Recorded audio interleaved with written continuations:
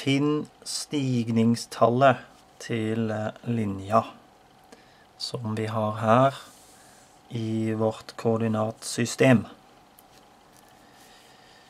Og bare for å minne oss litt om stigningstall, så forteller stigningstallet oss hvor bratt en linje er. Så jo brattere denne rette linja er, jo høyere blir stigningstallet, eller motsatt.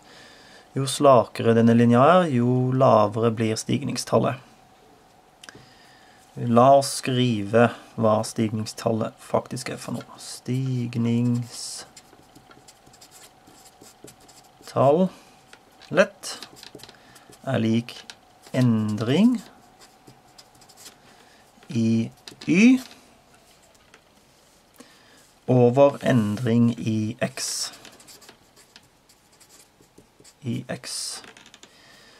Og for en rett linje så vil denne brøken alltid være en konstant.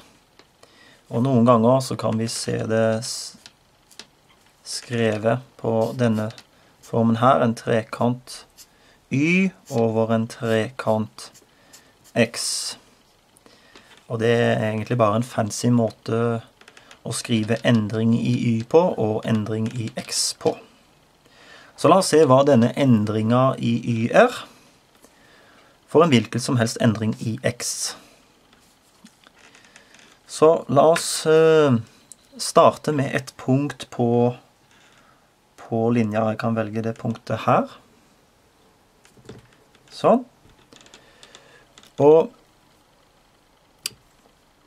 så vil jeg gå til et annet punkt som er enkelt å lese av. Så kan jeg bevege meg opp til hit, for eksempel. Og vi kan bokstavelig talt plukke to hvilket som helst punkter på denne linja her. Men la oss nå begynne med disse to. Det kan være lurt også å velge punkter som det er lett eller som det er hele tall. Og dermed så blir det litt lettere å lese av og regne med. Så hva er nå denne endringen i y og endringen i x? La oss se på delta x først. Hvis vi går herifra og til hit, så hva blir endringen i x? Sant? Ja, vi kan jo bare telle. Vi går 1 trinn, 2 trinn, 3 trinn. Sant? Og da endringen er bare 3. Vi kan også se det fra x-verdiene her nede. Sant? Vi går fra 3 til 6. Vi går fra 3 til 4, 4 til 5, 5 til 6. Det er altså en økning i 3. Sånn at delta x, den er lik 3, kan vi skrive. Sånn. Så hva er vår endring i y da? Vel, vi går fra 4 og til 6. Sant? Eller vi kan bare si 1, 1, 2. Så delta y, den er lik 2. Vi kan godt for ordens skyld bare føye til endringer i x her også. Delta x er lik 3.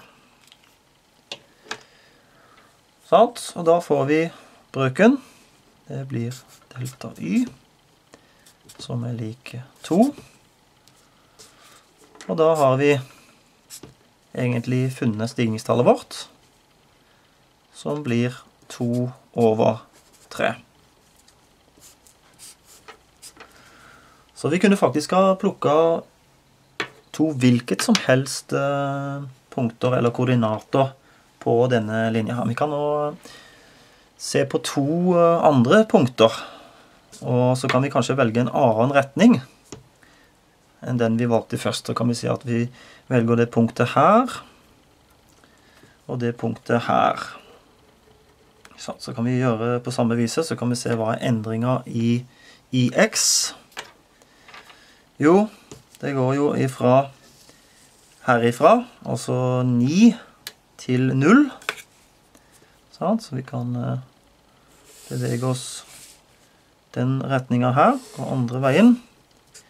Og da endringen fra 9 til 0. Delta x blir altså negativ. Og hva endringen i y? Jo, vi beveger oss fra det punktet her til det punktet der. Da vil det bli 1, 2, 3, 4, 5 og 6. Den retningen der. Delta y vil svare til minus 6. Og ved å bruke den samme brøken som vi satte opp opprinnelig her, så får vi at stigningstallet denne gangen, det blir fremdeles delta y over delta x, som henholdsvis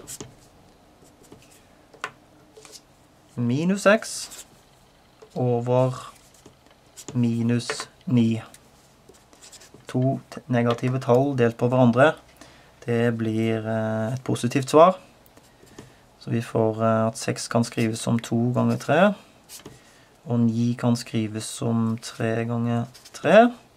Disse her kan vi forkorte, og vi står igjen med det samme stigningstallet.